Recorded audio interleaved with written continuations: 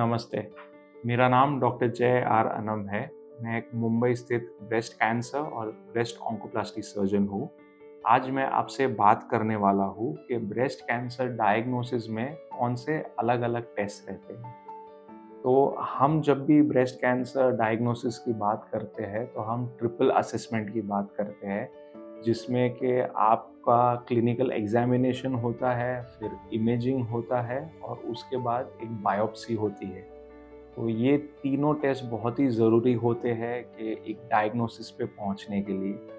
तो आज हम वो ट्रिपल असेसमेंट छोड़ देते हैं। आज मैं जो उसका सेकंड पार्ट है और थर्ड पार्ट है, हम कैसे इन्वेस्टिगेशंस कौन से इन्वेस्टिगेशंस जो इमेजिंग पार्ट है वो कहूँगा मैं, और बायोप्सी के कौन से प्रकार रहते हैं उसके बारे में बात करना है।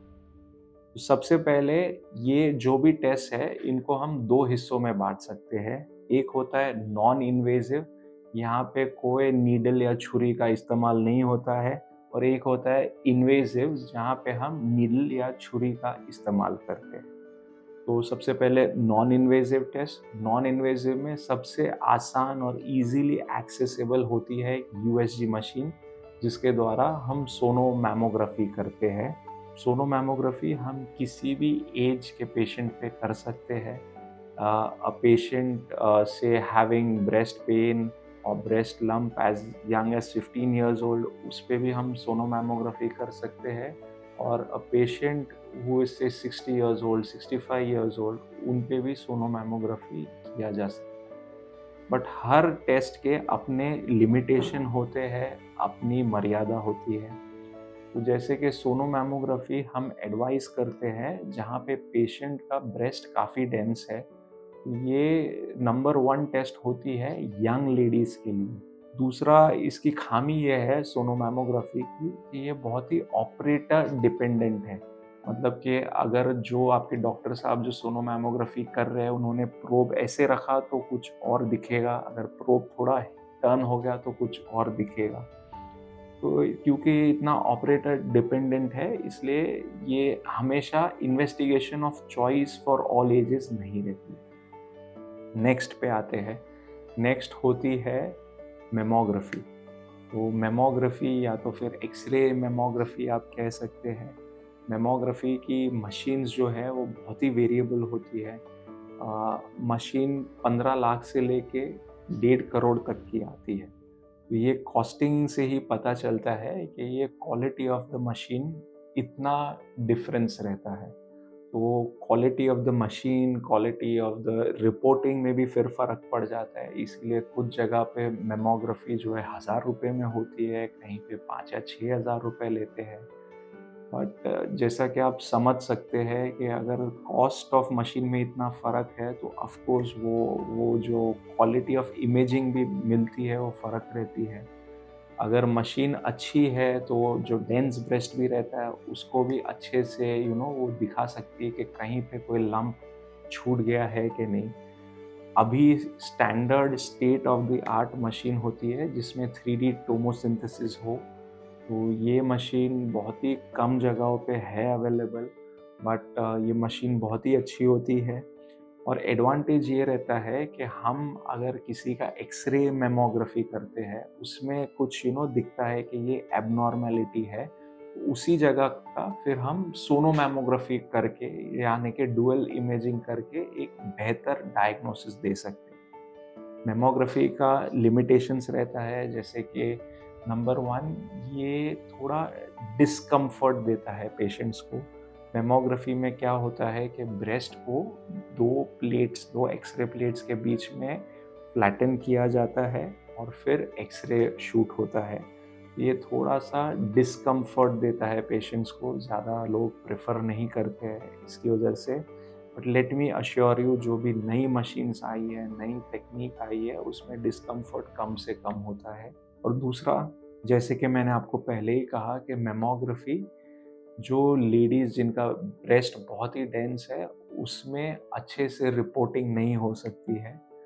तो जहाँ पे डेंस ब्रेस्ट है, जैसे कि यंग लेडीज़ है, उनमें अगर हम मैमोग्राफी एडवाइस नहीं करते हैं, तो हम एक एमआरआई एडवाइस करते हैं।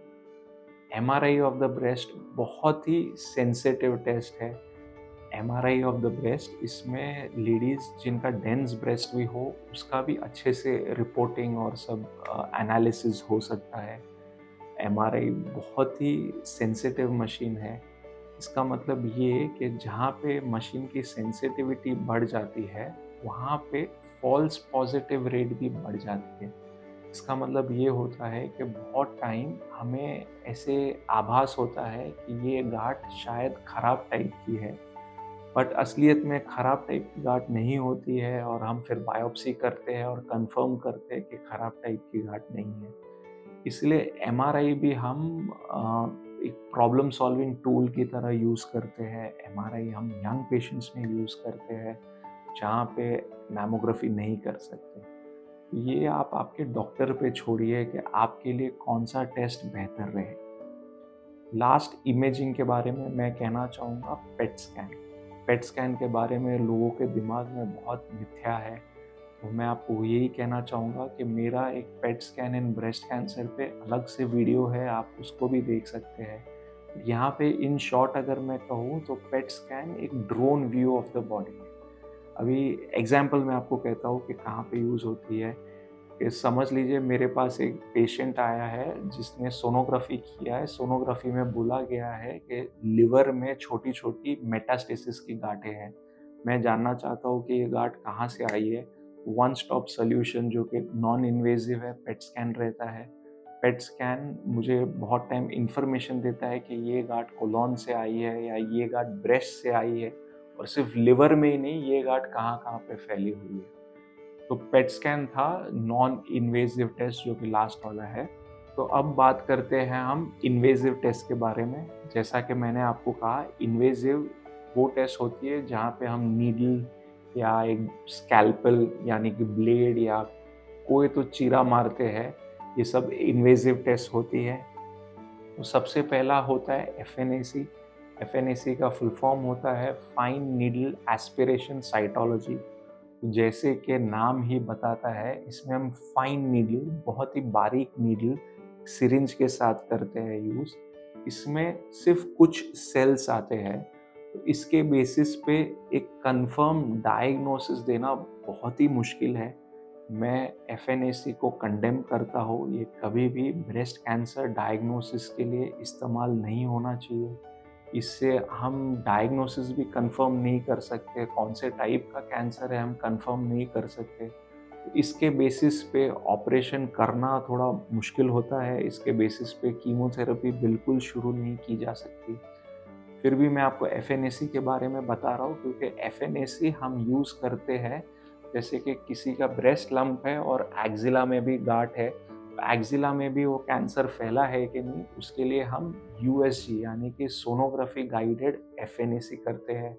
अगर किसी के गले में कुछ गाँठ है, वो भी हम सोनोग्राफी गाइडेड एफएनएसी कर सकते हैं, जो कि हमें आगे ट्रीटमेंट में मदद करे। नेक्स्ट टेस्ट जो कि सबसे इम्पोर्टेंट और गोल्ड स्टैंडर्ड है ब्रेस्ट कैंसर डायग्नोसिस के लिए, वो है कोर बायोप्सी। कोर बायोप्सी में हम एक स्पेशल नीडल करते हैं यूज़, जिसको कि हम ट्रू कट बायोप्सी नीडल कहते हैं या तो गन बायोप्सी भी कहते हैं। ये नीडल जो है छोटा सा चीरा देके हम ब्रेस्ट के अंदर डाल सकते हैं और जो गाँठ है उसके ऊपर रखते हैं और फायर करते हैं। ये नीडल अंदर जाके एक टुकड़ा, गाँठ का एक टुकड़ा बाहर लेके आती है। इस टुकड़े को हम हिस्टोपैथ लैब में भेज के एक कंफर्म डायग्नोसिस पा सकते हैं। ये टुकड़े के बेसिस पे हमें पता चलता है कि कैंसर किस टाइप का है। इस कैंसर में पहले ऑपरेशन करना चाहिए, पहले कीमोथेरेपी, प्लान ऑफ एक्शन क्या होना चाहिए। ये कोर बायोप्सी से हम एक फैसले पे पहुंच सकते हैं। इसीलिए core biopsy is the gold standard. आजकल हम अभी सोनोग्राफी गाइडेड कोर बायोप्सी करते हैं, जिससे कि हमारी कोर बायोप्सी की यील्ड और भी अच्छी हो गई है, इम्प्रूव अच्छी हो गई है, बार-बार कोर बायोप्सी नहीं करना पड़ता है। Last but not the least जो टेस्ट के बारे में मैं कहूँगा वो है एक्सिजनल बायोप्सी।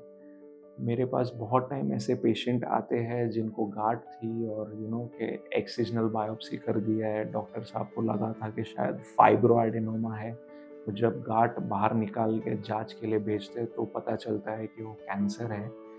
इसीलिए एज़ पर प्रिंसिपल मैं स्ट्रेट अवे एक्सिजनल बायोप्सी नहीं करता हूँ। मैं पेशेंट का पहले कोर बायोप्सी करता हूँ, कन्फर्म करता हूँ कि बिनाइन है कि मैलिग्नेंसी है, उसके बाद ही एक्सिजन करना चाहिए। तो इसका कारण ये है कि surgery for a benign lump, say example fibroadenoma, is completely different than a surgery for a breast cancerous lump.